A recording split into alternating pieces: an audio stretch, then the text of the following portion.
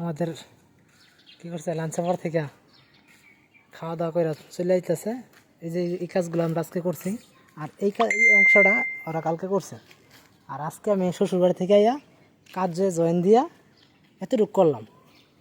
ওরা নাকি 35 বস্তা সিমেন্ট খাওয়াইছে এতটুকুর ভেতরে, শুধু বালি আর হচ্ছে আপনার সিলেকশন বালু সাথে সিমেন্ট মিক্স করে 3 ইঞ্চি পরিমাণ ঢালাই হইতেছে। আপনারাই বলবেন এটা কি ঠিক হইতেছে? পুরান ছাদের উপরে কাজ চলতেছে, কিছু কিছু জায়গায় নাকি লিক করতো আগে। এই পুরান ছাদে আবার নতুন করে রিপেয়ারিং করে কাজ করে দিতেছি। আপনারা অবশ্যই জানাবেন হ্যাঁ কেমন হইলো কাজটা।